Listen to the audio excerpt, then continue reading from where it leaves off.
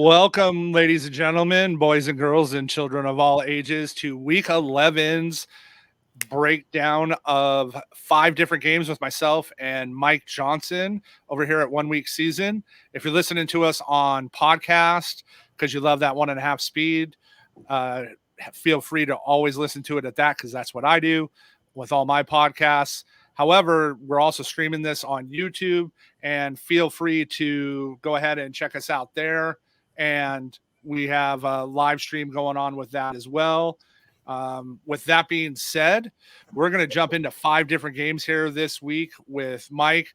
We have the Eagles versus the Colts, the Rams versus the Saints, the Raiders versus the Broncos, Cowboys versus Vikings, and the Bengals at the Steelers to end with a big division rivalry.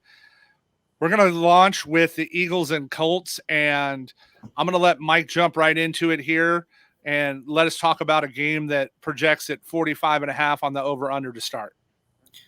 Yeah, interesting game here. The Eagles are a team that had all the public sentiment to start the year, and they jumped out to such a great start.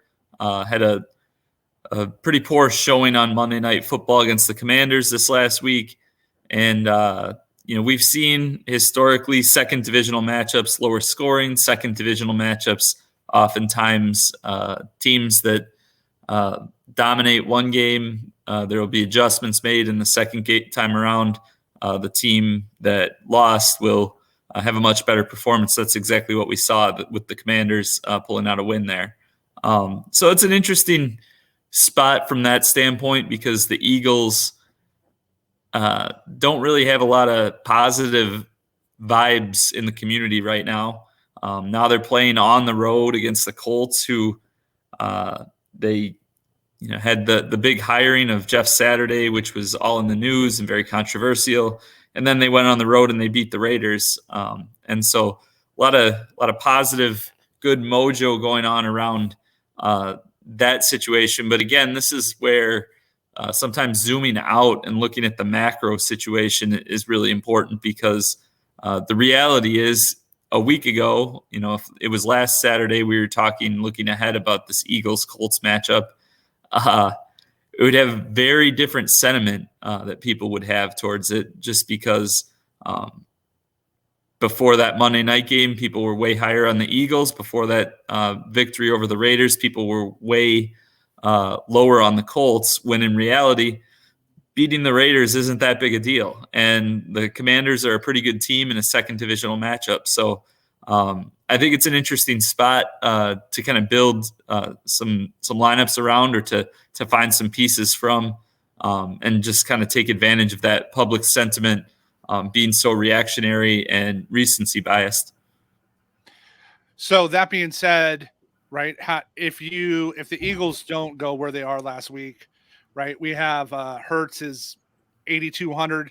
I think he's closer to that 8,500 at that Josh Allen price if he doesn't go there. I think AJ is right around 8,000 on DK this week. How do you see trying to stack this game, especially with the bring back side of the running game of the Colts? We know that that's the weakness of the Eagles D, and the thing, while the Colts runner on paper hasn't shown well this year, they haven't had Taylor for most of the year. We obviously know that makes a big difference, but it's also a lot of salary. How do you see yourself managing that side of it?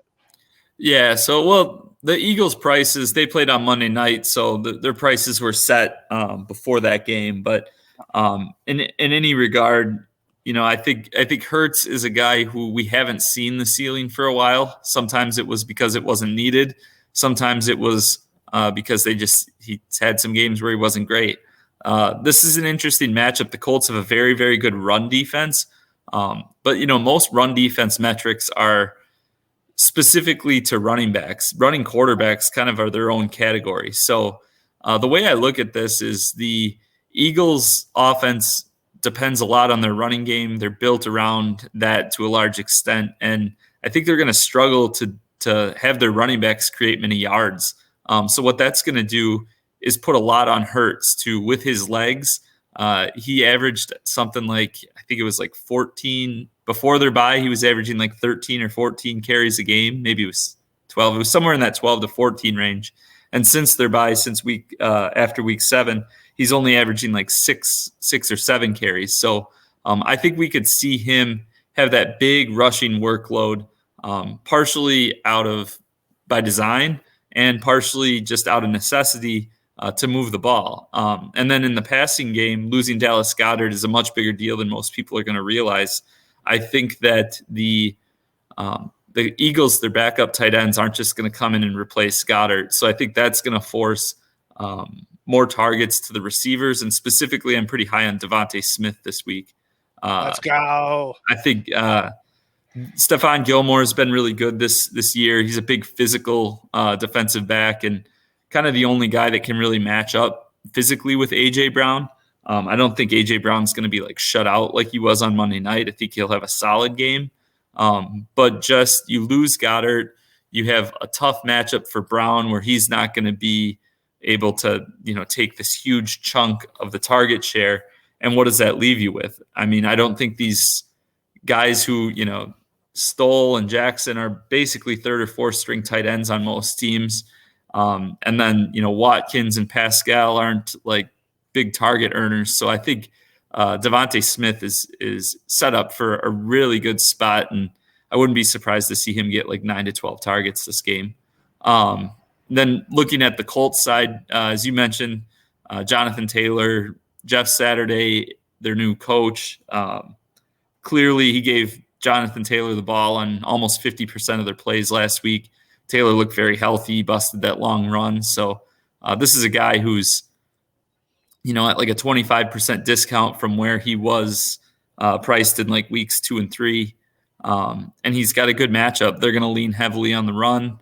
The Eagles' run defense has struggled. I know they signed a couple veteran, big name type defensive tackles, but those guys I don't think are going to make a huge difference in 4 days. So I think Taylor's a great option. And then Michael Pittman and Paris Campbell are going to be, they're going to each see a decent amount of targets for their salary as well.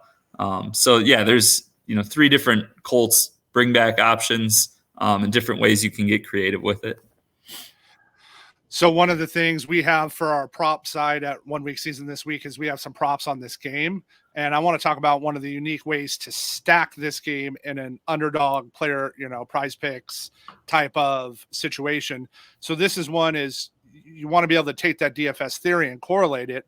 So if we're betting on Taylor beating his rushing prop, we're saying, hey, Taylor's going to have a good day.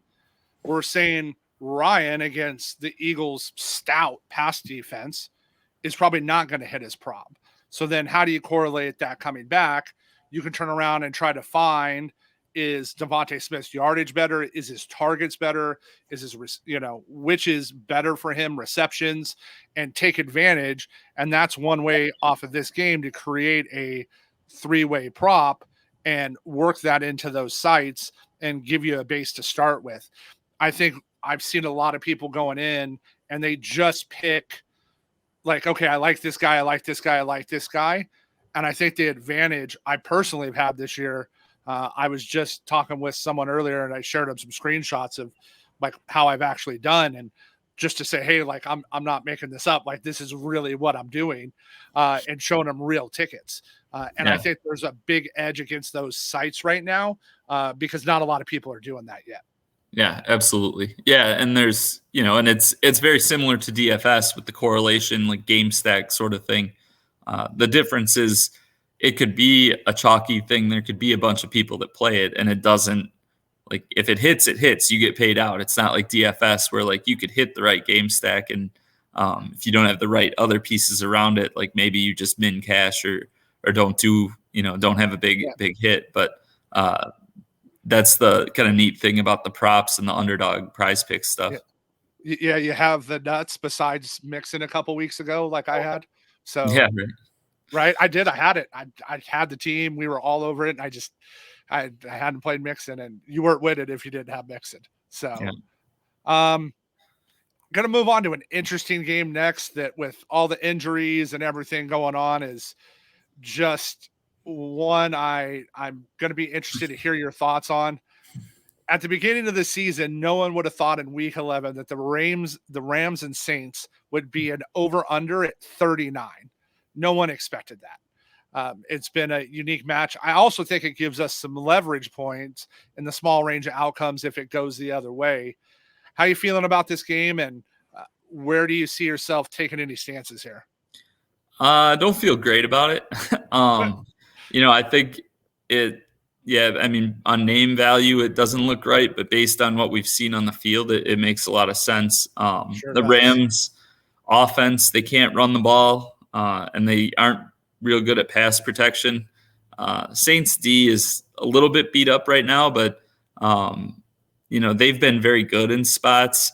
I look at that, there's two games that this sort of setup kind of reminds me of. One is when the Saints played the Raiders at home a few weeks ago, and the Raiders their offense just couldn't do anything. Devontae Adams was sick that game, and they couldn't get the running game going, and Waller was out. The Saints defense didn't do anything special. The Raiders were just awful. Right. And on the flip side of that, it reminds me of when the Rams played the Bucs a few weeks ago, and we kind of said the same thing about like how crazy it was that it was like a 42-point over-under for that game. But same sort of thing. The Saints, the Rams' run defense is very good. It's going to make it very difficult for the Saints' rushing offense to get going. And so that's going to force them to throw the ball a little bit more. And, the Saints aren't a super efficient passing offense either. So it just seems like on both sides of the ball, it's going to be a struggle to sustain drives. So, something like that Rams-Bucs game, which I think ended up like 17-16 or something, like that wouldn't be shocking at all. Yeah, I wouldn't be surprised if it's right 17-10, 14-10. I can't see a path where this gets to 38-31. Yeah. I just don't see how with these anemic offenses it gets there. And I think there's guys struggling right now because now it's, hey, Cup's down. Do I play Robinson? Somebody's got to catch the ball. Higbee is there. They got Kyrene, who the Rams keep saying, hey, we like, to the point they were just willing to let Cam go. It's just not something for DFS this week, which I enjoy over season long. I have way more season long decisions in this game that I'd like to make on how and who I'm going to start where. And, we're getting into the nitty gritty here and in season long on, are you going to win your league? Are you going to make the playoffs? All those things that are important to us. And it's, I'm glad in DFS this week, I could just take this game, pick it up, put it in a box and say, hey, I'm safe. I don't have to touch you this week. Yeah, there's two small angles that I kind of like in this one. One is because I'm really high on some of the more expensive running backs. I'm pretty high on, specifically like Dalvin and Saquon. And then obviously there's some premium quarterbacks with game stacks around them. Yep. So it's like, where am I going to find salary? So one thing I've been looking at is using Van Jefferson and Ben Skoranek together in the same lineup, which may seem kind of weird considering I just said I think they're going to struggle to score 20 points. But if you look at it from a salary perspective, so with Cooper Kupp out, both of these guys are going to play like 80-90% of the snaps. And their combined salary is, I believe, $8,400. And, I just talked about it. The Rams really can't run the ball and their offensive line isn't great. So they're probably going to throw the ball 40 times with Stafford. And that's going to leave, those two guys somewhere in the 14 to 18 target range, I would say, just because they're both guys who maybe get the ball out a little bit quicker. Allen Robinson down the field, that's going to be tough. It's just an interesting way to save salary.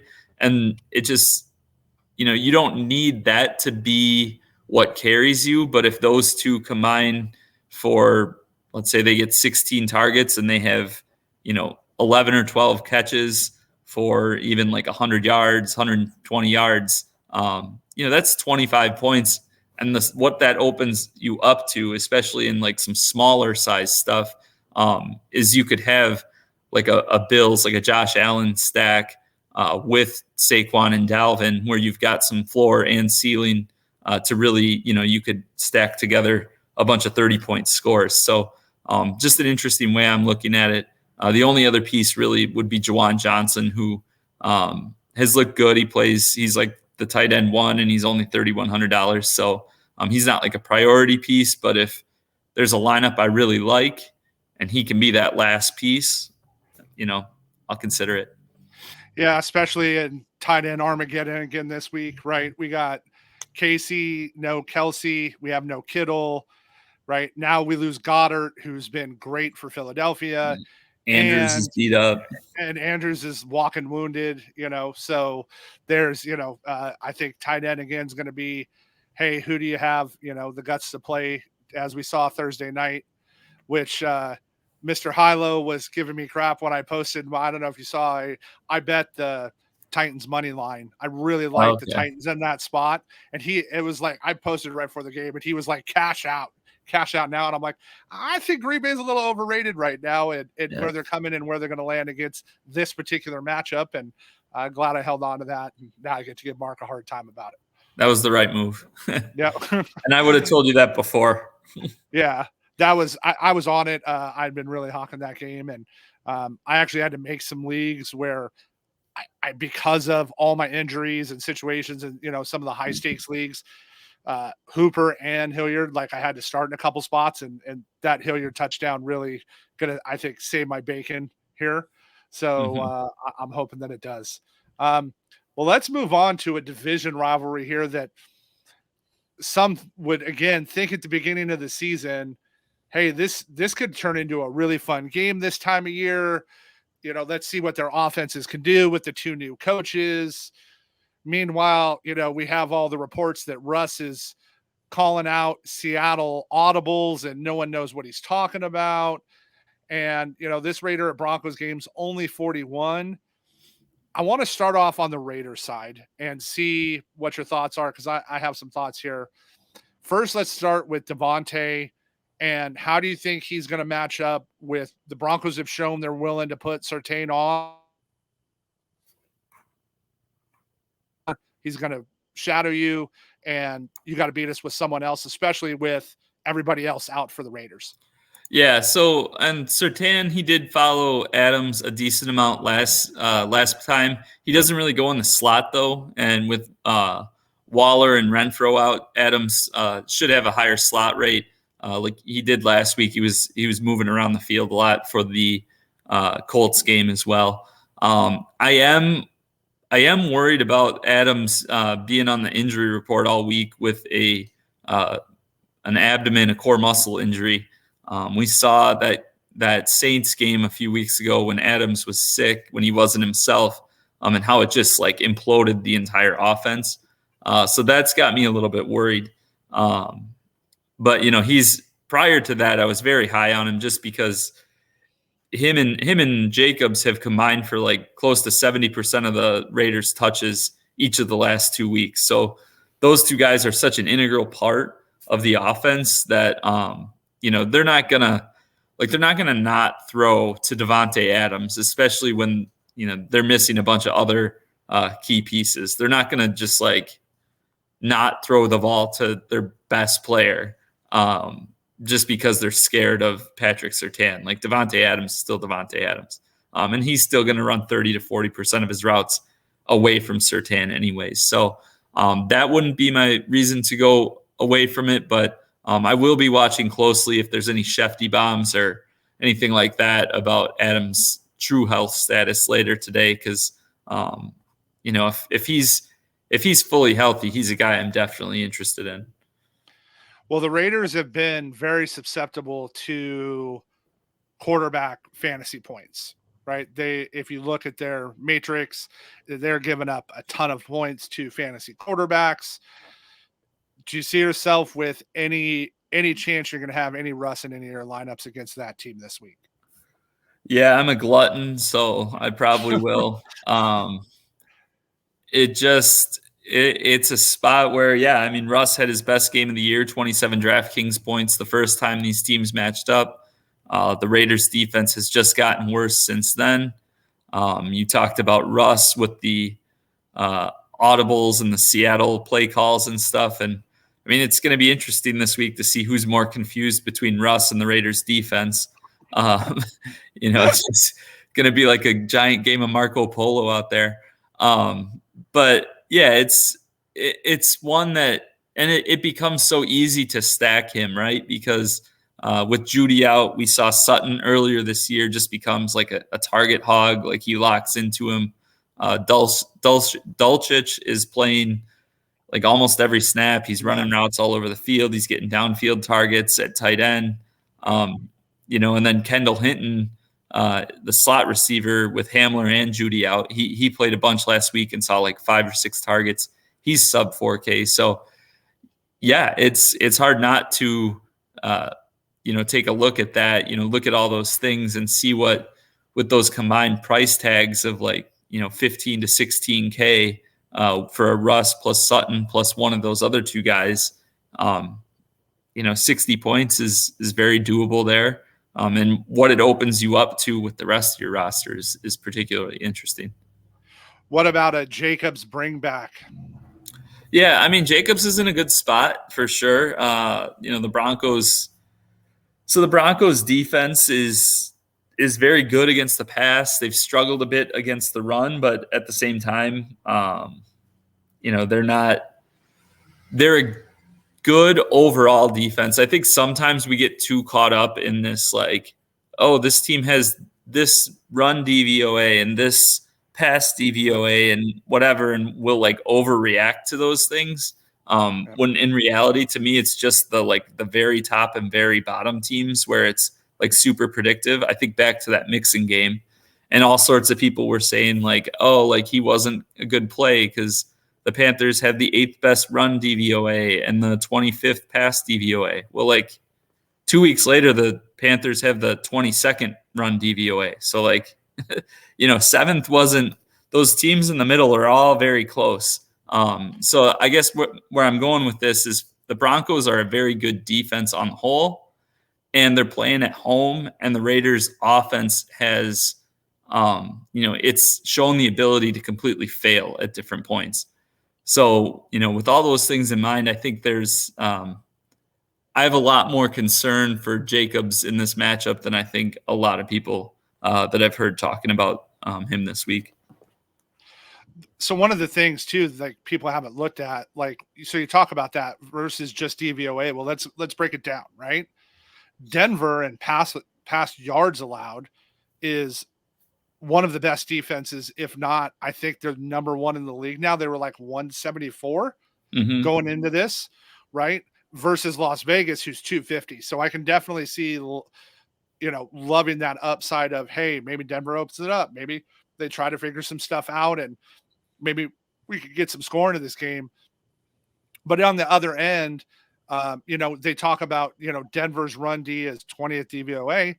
They're only giving up 116 yards a game. It's not like they're Houston, right? Where you just like expect a smash spot. So if ownership gets low enough, I can definitely see myself maybe willing to take a stab at this game environment on my 3 max and, versus just a GPP, because that's really where the big decisions are going to come down for me is, my 3 max this week and who I want to run, or, where we see ownership land, because we're going to talk about 2 other games here that I think we're going to see a lot of ownership in. Yeah. So with that being said, we're going to move on to what many are considering one of the games of the week. We have the Cowboys at the Vikings, 48.5 total. This is just a really unique matchup for me with so many options. Hopefully you played Mr. Jefferson last week. I went, Devontae had a good week, just like me and DFS had a good week. If I would have switched over to Jefferson, I would have had a great week, just like Jefferson had. So let's start off with where everybody I feel like is, going in this game, right? Is that they want to use Cook to attack this Cowboys run D. How are you feeling about that? And you mentioned him earlier already. Talk me into starting Dalvin this week and saving salary somewhere else. Well, that's the interesting thing actually is that like Dalvin isn't projecting to be highly owned at all. he's projecting like mid single digits for ownership on DraftKings and like 10 or 11% on FanDuel. So like he's not projecting to be popular, which was kind of surprising for me. Yeah, What's that? Me too. That's super surprising because of the Twitter talk. I've seen him talked about a lot on Twitter, so I assumed his ownership was going to be a little higher starting off. Yeah, no, he's projecting pretty low, and some other guys like that's the thing. And I actually just talked about this in my Sunday Crunch article that I just turned in. Is other guys like Taylor, Mixon, Jacobs in that same price range. They're all like in projection models looking a little bit better, and they're projecting for way higher ownership. Also, Kamara, we could talk about in that same price range. Cook is a little more expensive than all of them, but he's in by far the best game environment. He's got the best matchup, and yeah, it's just a spot that I want to be all over. He's a guy. He's had some really good games, but he hasn't had that like ceiling game. So for his 8K price tag, I think a lot of people are like, oh well, like I can get a similar guy and save money and this and that. But, like we saw with Mixon, just because he hasn't had a 40-point game doesn't mean he can't. And we saw Dalvin rip off that 80-yard run last week. And this is a Cowboys run defense that has given up 200-plus yards in back-to-back games on the ground. So, yeah, and Dalvin is playing 80% plus of the snaps. It's hard to see him not getting like 20 to 22 carries and 4 to 7 targets this week in a really fruitful game environment at low ownership. That's kind of the nuts. Yeah, it's Dallas is averaging 143 yards given up on defense rushing a week. I mean, that's a spot I want to take advantage of when we know when people are paying up, right? I think we're going to see Saquon get super highly owned. I think we're going to see Brian Robinson at a mid-range price point because it's against Houston this week, start to steam up a bunch. And there's some other positions there that'll open up, but I definitely like that side. So let's talk about the Vikings passing attack. How do you feel about Justin and Kirk this week? Yeah, so again, this is where a lot of times people look at just like certain numbers or rankings and they think pass funnel, run funnel, that sort of thing. But like to me, I look at this Cowboys defense as a whole as like they're kind of reeling. They've given up 26 plus points in 3 of their last 4 games. The one game that they did not was against the Lions. That was the game that Amon-Ra got the concussion like right away and Swift was out. And I believe they had just traded Hawkinson. Yeah, that was so like it was like they have not been performing well, and they performed really well early in the year, but a lot of that was opponent driven. That run of teams that they played against when Cooper Rush was in was not a bunch of very good offenses.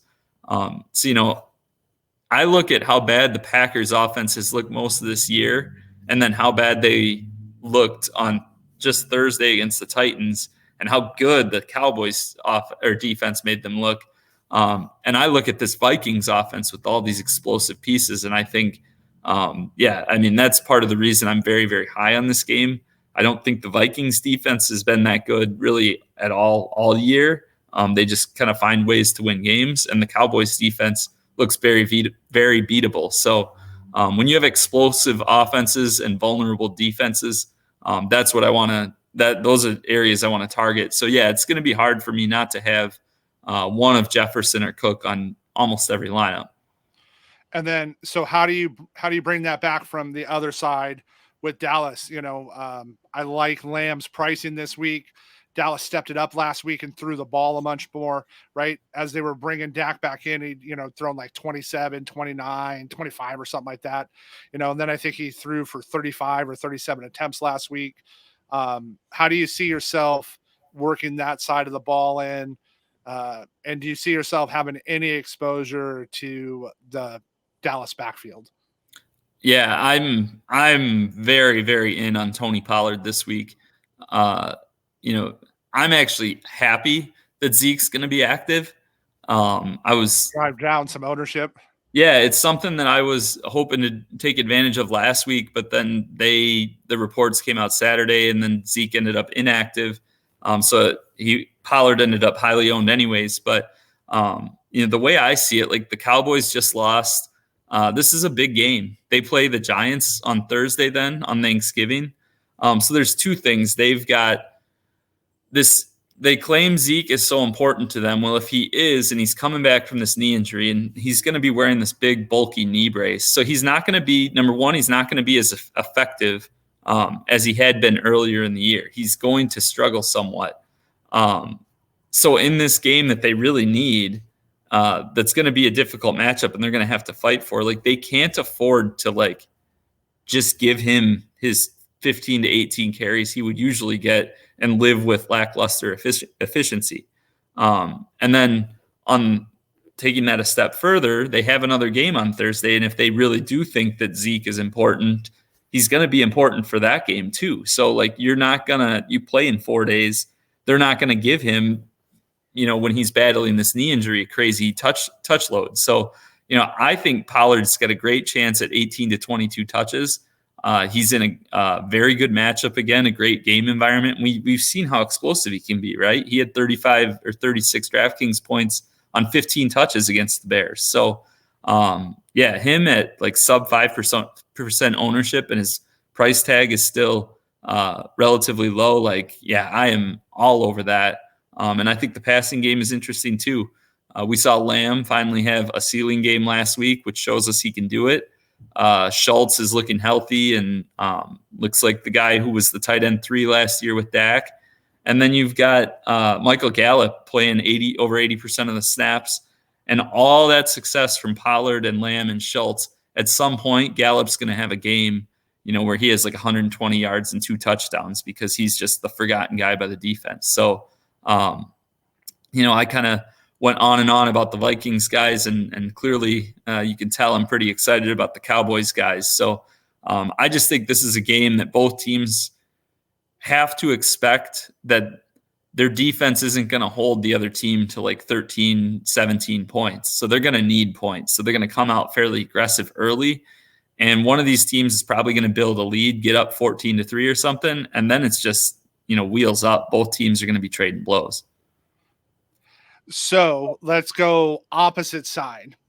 Let's talk about like some unique ways to stack this game from a defensive point of view. So what do we want with defenses, right? We want opportunity, and this game's going to allow for a ton of opportunity. Can you see yourself, to give yourself some angles, maybe a Dallas D with a Pollard or a Dallas D with a Schultz, or vice versa on the Vikings, the Vikings and Cook in a lineup against Dallas to offset that ownership? Not really. I mean, I think I don't fault anyone for doing it. But it's not necessarily the spot that I'm looking to go for. I don't really look to correlate running back and defense that much, especially when it's a higher priced running back, just because a lot of times, like if the defense hits, a lot of times it's a pick six or like it steals a possession. So that's not something I'm looking for, but it makes sense in theory for sure. I think on like an afternoon only slate, like if you're just playing the afternoon slate, I think that's super interesting to get if you were to stack this game and include one of the defenses. I think that could be very interesting. Mike giving out little nuggets. And one of the things you can get, over at 1 Week Season is we break down, Mike delivers a afternoon only article for these games to take advantage of some leverage of the field. And if you're not playing that slate, you should. I've done really well with it this year and enjoyed playing that. So now let's go to my ride or die stack of the year so far that I'm going to keep playing till it pays me, because it's going to pay me at some point, just like Fields paid me. And that's the Bengals versus the Steelers. And right, we come into this game, divisional rivalry, not a huge over under total, but in a small range of outcomes, Can this game get into the 50s? Absolutely. Could this game reach 60? It could. Is it a huge possibility? Not really, but is the opportunity there for sure? And I'm going to keep stacking Pickett and his boys with Johnson and Pickens, and it's going to pay me 1 week like Mr. Fields did. So let's start on that side of the ball and tell us how you feel about that Pittsburgh stack. I'm not super high on it. I just good, less ownership. Keep it down. Let's not talk about it. Yeah, right. Yeah, I mean, I can see it. I mean, I'll play a couple just because, like you said, I've played in past weeks and stuff. So I'll play it. I play a lot of lineups kind of. So I'll find some ways to have a few lineups with that stack. Just because if I don't, I'll be mad till like Wednesday. So yeah, I mean, it makes sense. They've got some explosive players. Pickett he's a quarterback I like, and he showed some really good things in his early starts. The thing that's concerned me is he's like 37% completion percentage on passes over 10 yards downfield, and he's got no touchdowns and 7 interceptions. They haven't scored a touchdown from outside the 8-yard line this year, and they haven't scored over 20 offensive points in a game. So there's a lot of things like that, but at the same time, like, do I think that they will end the season with those same numbers, not having scored outside the 8 and not having over 20 points in a game? No, I don't. So at some point, that's going to change, and it could very well be this week. The thing I like about this game, the first time these teams matched up was week 1, and the Steelers, their pass rush the best of the Bengals, and kind of dominated the game. Sacks, I think, like 5 turnovers. And it's an interesting spot because you look at, so 2 years ago, the Bengals played the Ravens, and the Ravens at the end of the game, it was when Burrow was out, the Ravens were like going for some record or something, and they kept starters in. I think it was they had to get over 100 rushing yards. They were trying to set the record for like most games or whatever. And so they like had starters in and like purposely were getting this record. Well, so like that like played into last year, both Bengals Ravens games. The Bengals just like kept throwing late in games and were like stomping on them. And it was like a divisional rivalry, like an alpha move. Like, I'm going to like show my dominance against the Ravens there. And so I look at that week 1 Bengals Steelers game and how embarrassing really that was for the Bengals. And I think of it from the standpoint of, if they get up ahead, if the Steelers offense struggles a little early and they score some points, like I could just see like Zach Taylor just telling Burrow, like, just let it rip, just go. And it's a concentrated passing attack. So that's an interesting thing for me. And I think that there's a way that the Pickett stack could kind of backdoor into it. If the Bengals do get a lead, and then instead of kind of sitting on it, they continue to be super aggressive, the Steelers offense could kind of get there in a backdoor way. Just because if they get down 28-6 or something, the last 2 quarters, they're going to throw 40 times. So let's talk about the tight end position in this game. You have Pat on the Steelers side, and you have Hurst. I really like Hurst this week in this matchup. I like his salary. I like what he saves. I like the doors he opens, because you talked about it opens up the door for some stud running backs if we can get unique with some of these. Talk about, besides, Joe and T, where do you see yourself stacking this game? Yeah, I think Hurst and Tyler Boyd are, both very good options. If you're stacking Burrow, I think you play 2 of the 3 between Higgins, Boyd, and Hurst. And I think any of those 3 receivers is very, very viable, just as to be played on their own as well, like in a lineup, with no other pieces from this game, just because Steelers' run defense is actually very good, especially with Watt back. And I think that they're going to kind of contain the Bengals rushing offense. So there should be a lot of dropbacks, 40 plus throws for Burrow. And when we have three guys that we know are going to get the lion's share of those targets, it's pretty easy to convince yourself, like, just get exposure to those guys and kind of hope it matches up right with the right lineup in games or in lineups that are built not necessarily just around this game. So I think Hurst is a great play. Freiermuth is very interesting too. He's been one of the favorite targets for Pickett, and so I think that this is a good game to look for a cheap tight end that's heavily involved. In the minefield that is the tight end position. I'd be surprised if both of those guys don't at least get 8 to 10 points, which, that doesn't kill you. Yeah, and it's, like I said, we're with who's on the slate this week, tight end wise, right? You're trying to find the guy that can get you, 1 or 2 touchdowns. It's always 2 is the goal, but if he can get you 4 for 40 and a TD, I think with the lineup this week, we're going to be there. And so let's talk about, as we finish up this week, who is going into this week? Who is a defense that you are targeting, and who do you really like on that side of the ball? So, we talked about the issues we talked about in the Broncos Raiders game. I really like the Broncos defense. They're not like top of the price range, but they're a little bit higher priced. And so they're just kind of going very overlooked for a very good defense in a second divisional matchup against a team that's kind of reeling, that's kind of like close to like an Armageddon sort of situation with the Raiders. I think that's a really interesting one. The other one is from a game we talked about, the Saints-Rams game. The Saints defense is going to be very, very popular at home against this Rams offense that's struggling and kind of all disheveled right now with injuries. But the Rams defense is like right that same price tag. And, they're certainly not immune to mistakes, and they're going to be very low owned as well.